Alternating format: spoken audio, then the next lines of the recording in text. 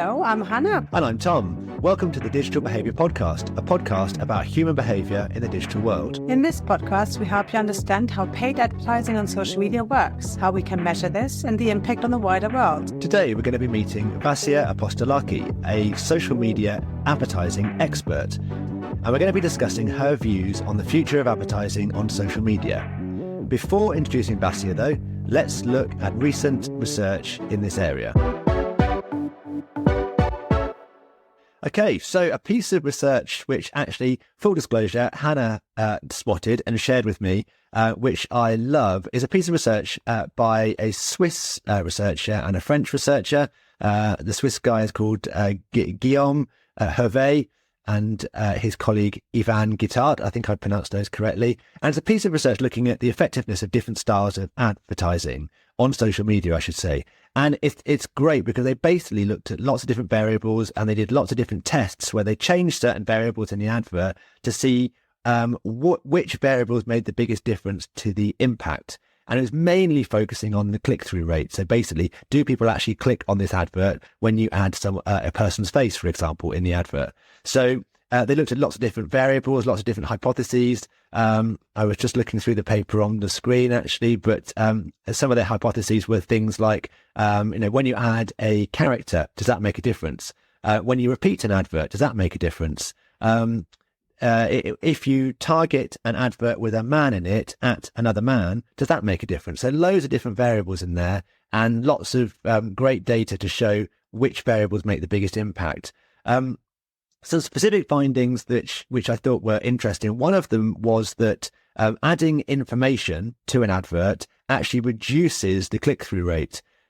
So you might think that an informative claim, saying something informative about the product or service, would increase the click-through. It shows more information about what it is you're going to be buying. That's hopefully a good thing in most cases. But actually, the click-through rate went down. It's one of those things that I imagine a lot of agencies and social media consultants probably do. All day long, you're testing adverts, seeing what makes a difference. And these days, when you've probably got AI to do some of these things for you, it's even simpler. But it's just nice to see it, actually explained in theoretical terms about why these things ought to make a difference and which of them actually do. So, interesting paper. Hannah, what did you spot? Yeah, so I think just as a comment, I think this is quite an exciting episode for me because social media advertising is sort of really, important for anyone. We all are exposed to adverts on social media channels. We're all used to, not being able to click an advert away. Sometimes, have to sort of forced to listen to them or view them on some channels. And I think, Tom, what you said with regards to, looking at this research from time to time, even for a non-academic audience, can be really interesting because it does show why something seems to have an impact. It really shows in an experimental setting, so a safe setting, why something seems to impact purchase intention, for example. And I think we all have a bit of an idea why we click on things, why we don't click on things, what seems to be sort of interesting and relevant and what makes us, do a purchase. But yet really having or looking at these sort of relationships can be really helpful. It's one of the things I remember being taught when I was studying research methods years ago, that you need to have a hypothesis. You need to know why you're testing for this thing. Now, in reality, I'm sure lots of agencies, they just test all sorts of adverts and see which one works best and go with the one that works best. But in an academic environment, it's particularly helpful to know why you think that's likely to happen. And then when you find the results, why that result actually happened, because then you can use it again and again and again. If you just look at, different versions of an advert and you don't really know why one of them worked, but, you just get good results for it. Okay, in a practical sense, you can run it again and again and still get good results. But how could you ever apply that to another client, for example, if you didn't know what the reason was for that one advert working or not working? Vasia, I can see that paper in particular chimed with you. Is there something that you wanted to say about how this reflects your reality, your experience? I was going to say as well that it's quite difficult to also pinpoint which exactly element of the ad is the one that's making the difference, because there's so many different factors that can affect the result that you're actually going to get, that I think it makes it a little bit more difficult to have super clear conclusions on what's driving that change. So it's really, really impressive that we were able to see on an academic environment some results, considering how on a day-to-day basis, it's already quite difficult to be super accurate that if you kind of repeat the test, you will get the same results. I also think, and this is the paper I would like to talk about, there is a huge consideration to make for the person, using social media, and how their own sort of attitudes and ideas shape whether they are interacting with an ad. I've got a paper which is not from this year, but from 2022 actually, but still, I believe, quite current findings where they also looked at sort of effects of consumer related points, variables, in particular, sort of the attitude of a consumer towards advertising on social media, and how far that impacts their purchasing behavior. And one of the really interesting findings for this particular study, which sits in Turkey, actually, by an author called Sario Glu, and they have found that in particular, sort of the idea around advertising on social media, an ethical question impacts whether people, click on it or purchase based on that particular advertising. And what I really liked is they measured sort of ethics quite simply, because often I find when I work with sort of users together or also set up my own experiments, that sort of questions around ethics are quite hard to determine. What are your own ethics? What's your sort of moral compass guiding you, which often sort of dilutes some of the research around sort of ethical questions. But what they've basically done is they've looked at ethics of social media advertising in the sense that whether the consumer or the user finds advertising on social media to be fair, to be appropriate, to be acceptable, morally right, and culturally acceptable. So it's kind of really interesting to see, from a user's point of view, does that matter whether I want to see this ad or not, and what are the criteria that I sort of perceive to be unethical? And sort of these are the questions. And this particular paper is based on about 450 surveys, the same sort of relatively normal procedure in terms of testing. But they did find that actually the ethics of social media advertising has a very strong correlation of whether people purchase from it, meaning that those who do perceive, social media advertising to be, I wouldn't say necessarily unethical, but isn't necessarily appropriate or fair, they really avoid clicking on the ads, which is something for advertisers in particular, or for businesses, who are running ads on social media, quite important to consider. Great. Well, thank you very much, Hannah. We better move on and introduce our guest, Vasia. Let's have a quick break and we'll hear from Vasia in a second. Welcome to the podcast, Vasia, and thank you very much for taking the time to have a chat with us about your work. I know you do all things advertising on social media related, but could you please tell us a little bit more about your background, who you are and what you do? Yeah, of course. Thank you for having me. I'm so excited to be here. So a bit about myself. I'm Vasia. I've been working in the digital marketing space for several years now. My journey started with setting up campaigns, doing loads of reporting, and over the years I've worked my way up to leading a paid social media strategy for global brands. I'm currently at the paid social director role at the big media agency in London, where I lead social strategy and innovation across various markets and brands. My role involves everything from developing omnichannel strategies and leveraging data analytics for campaign optimization. It's all about making sure that our campaigns not only reach, but also resonate with the right audiences. Hi, Vasia, and thank you very much for joining us. Obviously, this is something you're passionate about. Can you tell us a bit more about why you think advertising on social media works so well? So social media advertising works so well because it leverages the vast amount of data these platforms have for their users. This allows for precise targeting, ensuring that their ads are seen by the right people at the right time.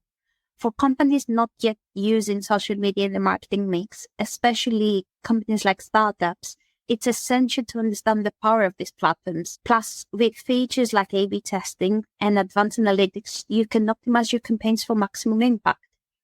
So for me, the biggest kind of like advantage of social media is that you can really measure everything, and that can really help you make smart decisions. Would you say it's more efficient and perhaps more effective than other forms of digital advertising, or is it one of many that you would recommend a company considers? I would say that all different channels fit within the marketing mix. They just play a different role and cover different needs for each business. Definitely, social media is a very, very scalable channel because it allows you to reach a vast kind of majority of people across the different platforms, which could be an advantage for brands looking for that big reach to get their message out there. What do you think is the advantage of especially sort of paid ads, I guess, over, trying to rely on earned media when it comes to businesses? Yeah, and that's a great question. In my view, both paid ads and earned content are essential, but they serve different purposes. Paid ads are great for reaching a large audience quickly and are highly controllable and measurable because basically you control who you're going to target, when, how, with what message, which is super great and efficient. You can target very specific demographics, test different messaging, and really you're going to see immediate results. With earned content such as user reviews, organic posts, user-generated content these days with TikTok and Instagram, all of this content is invaluable for building trust and authenticity. It shows that people are actually really like and endorse your brand. So for businesses, I would say integrating both can provide a comprehensive approach. You can use your paid ad for reach and immediacy, and then your ad content to build your long-term brand loyalty. That's really interesting. And I think the main sort of difference is really all about, reaching maybe new consumers or, reaching a larger audience as opposed to interacting maybe with your audience or having them as sort of a spokesperson for you. Based on your experience, would you say there's a certain type of business that works better with one or the other? Or do you think it is really a combination of, both that should be planned for? I suppose one way of looking at it is to think about the marketing funnel. So often when we're teaching students, we talk about, people being at awareness stage or interest stage and eventually getting to conversion stage. So perhaps there are different roles for different forms of social media use at different stages of the funnel. People aren't going to look at your content if they don't already know who you are. Maybe, I don't know, would be, a guess, for example. Is that something you've experienced, Vasia? So yes, definitely. And I think it's really interesting how over the past few years, user-generated content has becoming much more popular and it's bringing its way back into advertising, either by simply leveraging creator content and content from different users into the ads that the brand makes themselves. But also there are solutions within the platforms that you can actually boost content that's made directly from users. And I think it all goes back to advocacy for your brand, because you get into a stage that it's not just you as a brand talking with the user, you have other people talking about you, and that brings that trust, because at the end of the day, we're people, and as people, we trust the advice that we get from people we follow. And we know that brands are always going to talk kind of in the perfect way about kind of the brand, because it's the job at the end of the day. But hearing something good from someone you trust, someone you value that experience the brand, really resonates with the audience. So that's why it's a practice that the brands really bring into their strategy the past years, and it seems to be very, very effective. Yeah, that certainly makes sense. I was just wondering if there are any particular platforms that you see as being particularly effective, or platforms that you particularly work with. I would imagine that Instagram is a big one for luxury and beauty, but not necessarily the most effective. But what are your thoughts in terms of the platforms? Yes, so I would say Instagram is definitely a big one. Over the past few years, TikTok has seen a peak, especially with giving space to a lot of micro influencers and not necessarily relying to like big voices on the platform that Instagram historically has. On Instagram, because it's a platform that's been there for longer, it has a lot of influencers and creators that have established their presence. But when TikTok came into the mix, it allowed a lot more people to have a voice into the platform and start building their micro communities. So we're seeing a lot of growth on kind of advocacy content on TikTok, and brands are jumping a lot into leveraging user-generated content on TikTok on their strategy, and especially because TikTok is all about authenticity as a platform. Brands tend to prefer to work a lot with creators to make engaging content that would be native into the platform. And an interesting point here for me, I think, is that we're moving into an era that consumers want to see as native content as possible. And this is where then content comes in quite a lot, because it's authentic views about something. So this is such a great space for brands to connect with creators, to make engaging content for their products. That all of the research that we've seen, kind of like in my experience and with brand lift studies that we've run with past clients, we've seen that integrating user-generated content into your campaigns make your ad more memorable and increase brand awareness.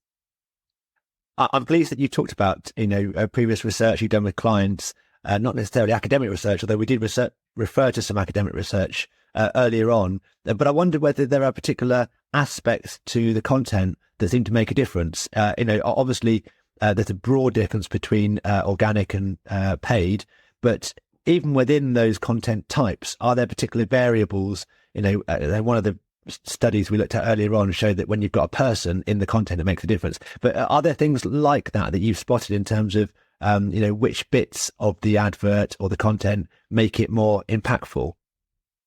Yes. So as part of the testing that we do for a lot of the brands, it's standard practice to test a lot of different elements of the ad. And the big disclaimer here is that just because something works for one brand, it doesn't necessarily mean that it's going to work for another one. So that's why testing is super important.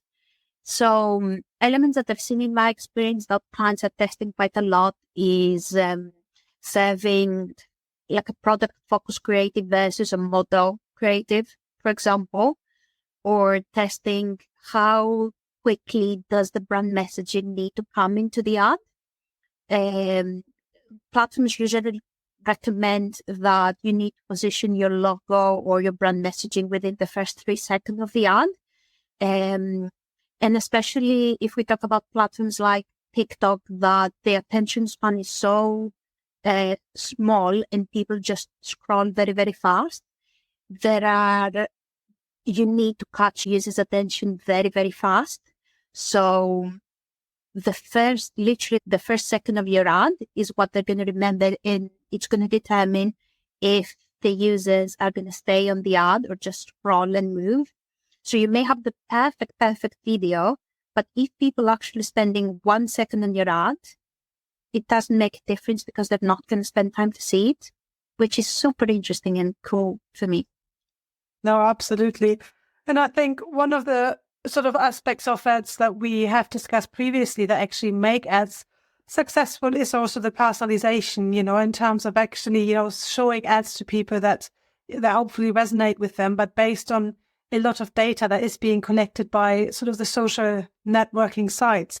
And I wonder, again, from your own professional experience and opinion mainly, do you see any sort of ethical issues, with sort of collecting all that personal data in order to draft advertising that is going to, I guess, push platforms' attention even further? So in today's digital world, tracking how people behave on social media to show personalized ads, of course, raise important ethical concerns. Personalized marketing lets companies customize ads based on what users like to do online, ensuring that they see content that's relevant and interesting. This not only makes ad more useful, but also helps businesses spend their ad more wisely. But it's really, really important for companies to be clear and honest about how they collect and use data.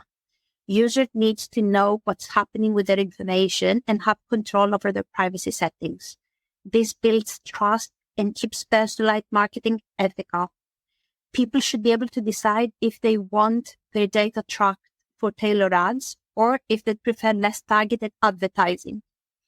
For me, at the heart of this debate is the choice that users have to make to allow tracking for ads that match their interests or to opt out and possibly see less relevant ads. Allowing tracking means showing ads that are more likely to be helpful instead of showing things that users might not care about and could make the experience worse. I think what is really important for me for people to understand is that you're going to see ads in both cases. And I think that's a really, really important and crucial point, actually, to know that you will be seeing ads anyways, but depending on what type of ads. And maybe this is also a good space to actually educate users and consumers that they have this option, because I'm sure there are lots of people out there that might not even be aware that they can choose. Obviously we all just agree to something if we quickly want to add, be on the social networking side. But it's important to note that actually, yes, you do have the choice, if you don't want to have that personalized advertising experience, that you've got an option to opt out of that. So thank you, Vasia. That's really, really interesting. I think it all goes back to companies being transparent on what they're capturing, how they're using it, and actually capturing only the data that they need to capture and not capturing data that they don't really need, because data is really, really important. And the fact that we, with all of those privacy changes and laws that have been passed the past few years, we have been losing a lot of data that we cannot attribute back to our campaigns. So with those potential ethical concerns in mind, and maybe other developments, where do you see the future of paid ads on social media? So looking ahead, the future of paid social ads is all about how social media platforms are becoming more like search engines themselves. Nowadays, people aren't just scrolling through their feeds, they're actively searching for stuff, whether it's on TikTok, it's on Instagram, it's on Pinterest. Platforms like Pinterest actually have already let advertisers target people based on what users are searching for, similar to traditional search advertising. But now we see an increase on user searches on platforms like Meta or TikTok. This shift means that we're heading towards a world where social media isn't just about socializing. It's about finding what you need to. And for advertisers, that means that they'll need better tools for targeting ads on what people are searching for. It's like social media is evolving into a giant marketplace where you can find anything and where ads can be super relevant to what you're actually looking for. So yeah, expect more targeted ads that feel like you're speaking directly to what you're interested in. I'd like to hear, in conclusion, this sort of a project that you really like working on and why. One that really stands out for me is a project I work with one of the beauty brands I work for. So we decided to use a new ad format at that time on Meta that was called Instant Experiences. Basically, when people clicked on an ad, instead of taking them directly to the website, it opened like a special page right there in the ad. This allowed us to tell a more detailed story about the product without interrupting the browsing. People were staying within the ad, within the platform. So we tested this with a broadly study, and we found that this approach made our ads much more memorable and increased the awareness of the product. I was interested to hear you mention memorability. How did you know that people remembered the advert? How can you test that? Yeah, when we do brandly studies on the social platforms, you basically have your control group and your exposed group. You have people that don't see ads. You have people that see ads, and basically you serve a questionnaire to both of them, and you ask them, do you remember seeing this ad from this brand on the last 7 days? And if they ask yes or no, you understand your lift, and if your advertising actually made users remember the ad. Because if people that were exposed to ads are more likely to remember the brand, it means that your ad played a role on memorability. it's like a psychological test all, within the platform. It's great. I've seen those questions myself. I've been asked, have I seen certain adverts, or not? And, interesting point that very often you're seeing that question, even if you haven't seen the advert, because they need a control group. Great. Well, that was really insightful. Thank you very, very much for that, Vasia.